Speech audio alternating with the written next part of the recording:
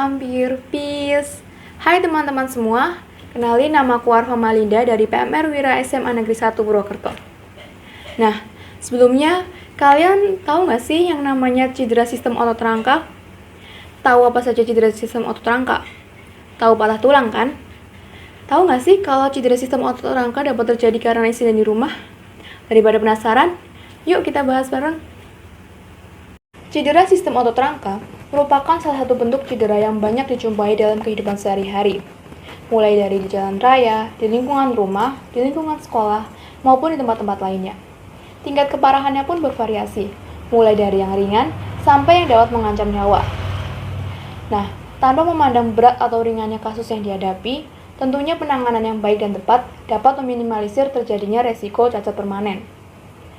Secara umum, cedera sistem otot rangka dapat berupa patah tulang, dislokasi atau cerai sendi, strain atau terkilir otot, dan sprain atau terkilir sendi. Nah, dari beberapa kasus tersebut, ternyata kasus patah tulang masih banyak sekali terjadi di Indonesia.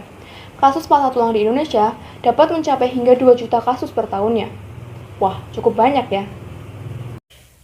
Oke, sekarang kita akan bahas lebih lanjut mengenai cedera patah tulang. Apa sih patah tulang itu? Patah tulang atau fraktur merupakan suatu kondisi terputusnya jaringan tulang, baik sebagian maupun seluruhnya. Umumnya, cedera patah tulang disebabkan oleh adanya tekanan yang sangat kuat pada tulang yang melebihi kekuatan tulang itu sendiri. Pada kondisi ini, tulang tidak dapat menahan kuatnya tekanan tersebut, sehingga tulang mengalami keretakan, pecah atau patah, hingga bergeser atau terlepas dari titiknya. Hal ini biasanya dapat terjadi karena tubuh terkena gaya yang cukup besar dari luar, seperti ketika terjatuh, terkena benda yang keras, terpukul, maupun tertimpa benda yang berat, dan lain sebagainya. Lalu, bagaimana cara membedakan kasus patah tulang dengan kasus cedera lainnya? Dalam hal ini, kita perlu mengenali gejala dan tanda-tandanya. Beberapa hal yang dapat kita perhatikan, di antara yang pertama, yaitu perubahan bentuk tubuh atau deformitas. Yang kedua, nyeri dan kaku.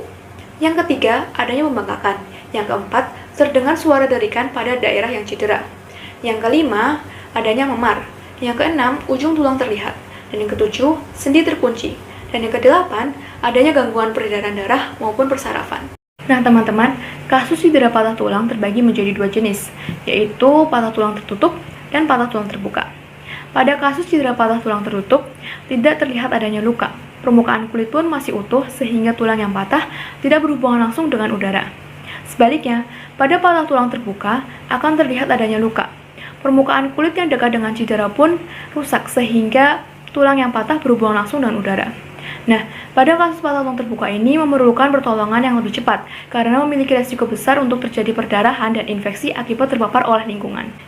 Gimana nih? Sudah ada gambaran tentang cedera patah tulang? Sudah tahu belum cara penanganannya? Supaya lebih paham, yuk simak video berikut. Assalamualaikum. Kenapa? Mati. Kak. Ya, Mas. Ini lampunya mati nih. Coba kamu beli di warung deh. Lampu. Beli yang berapa watt, Mas? 7 aja 7 cukup. Uangnya mana? Apa uang dulu? Jadi. Ya, Mas. Apa gimana tadi praktek kamu uangnya? Alhamdulillah bagus, kamu gimana lu? Alhamdulillah bagus juga sih. Soalnya gampang-gampang kan? Iya, alhamdulillah gampang banget. Halo, senang tante. Dari mana kalian? Habis pulang latihan. Latihan apa? Latihan PMR. PMR. Oh kan sekarang di mana? Di SMA 1. SMA 1 dulu tante juga di sana. Gimana asik nggak? Asik banget dong. Iya asik kan? Halo, soalnya dulu. Udah dapet? Udah nih, Mas. Langsung dipasang. Iya sekalian ya tolong ya. Gimana asiknya?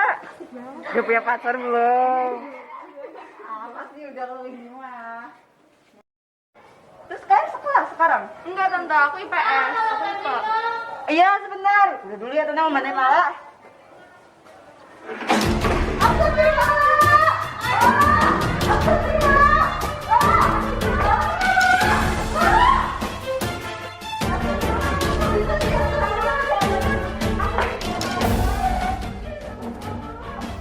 Singkirkan benda yang mungkin mengganggu.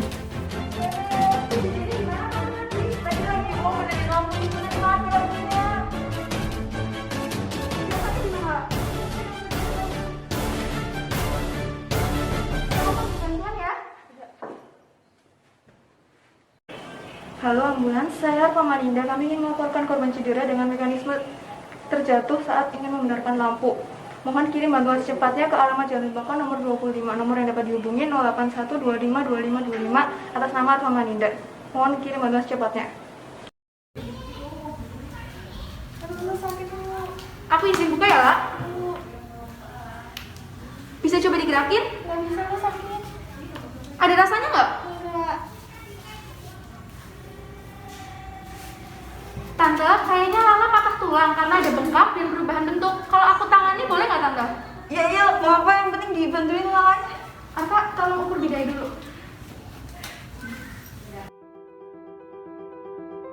Tangani dengan prinsip IF atau imobilisasi fiksasi.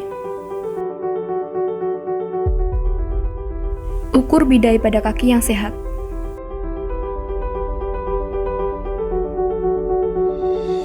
Selipkan mitella dimulai dari bagian yang paling sering bergerak.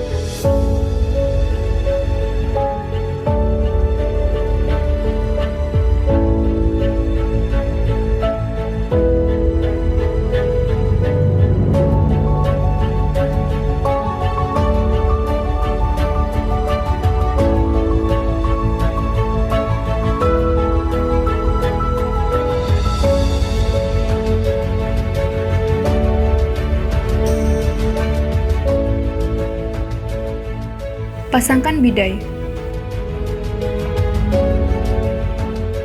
Bidai diikat atau dibalut kuat, tetapi tidak membuat ikatan atau balutan di bagian yang patah.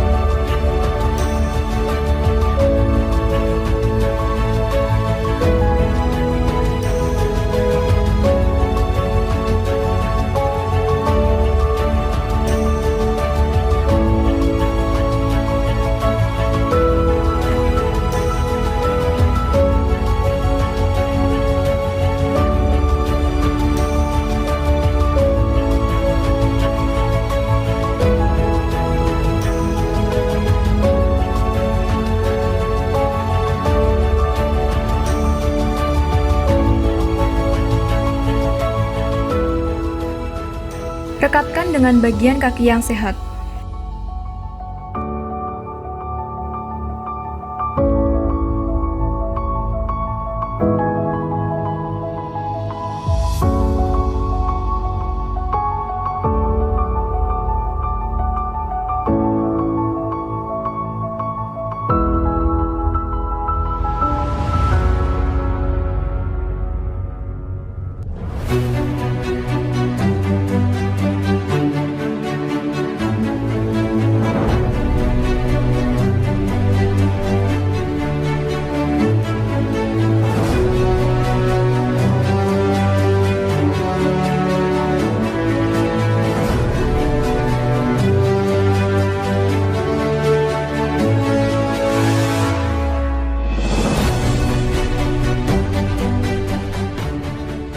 Rapikan ikatan korban.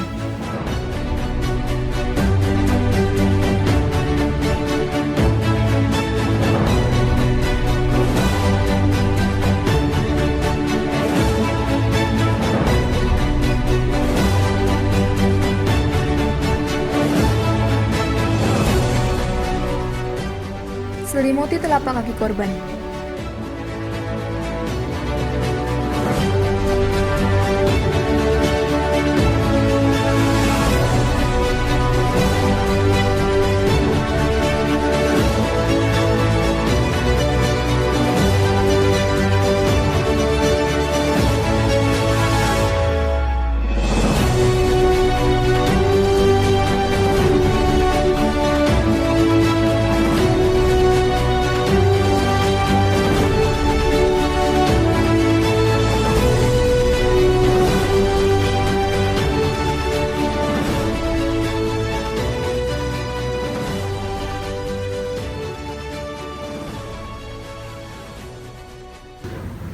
Udah bisa digerakin belum, Mbak? Masih nggak ada rasa? Iya, masih nggak ada rasa.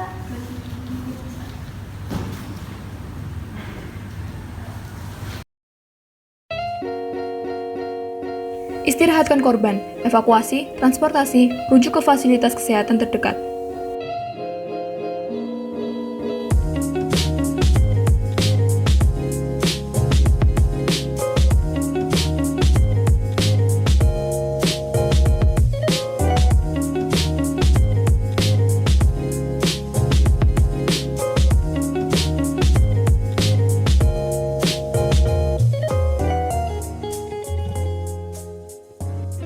Saya menemukan korban dengan mekanisme kejadian terjatuh dari kursi saat akan mengganti lampu.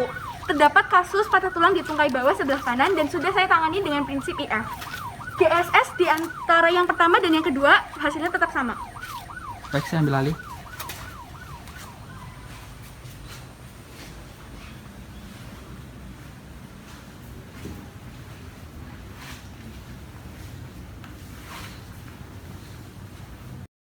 Duluan, makasih banget ya udah bantuin Tante.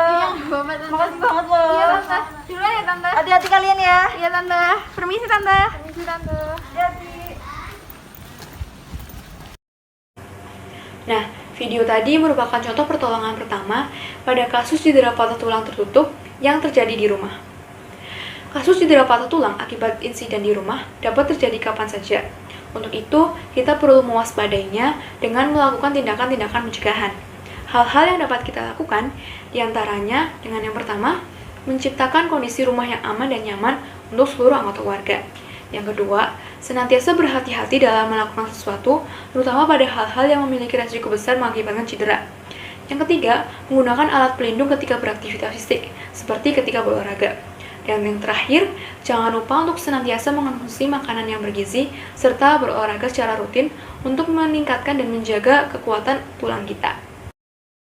Baiklah, sekian dari kami. Tetap semangat dan jaga kesehatan. Stay safety and siamo tutti fratelli.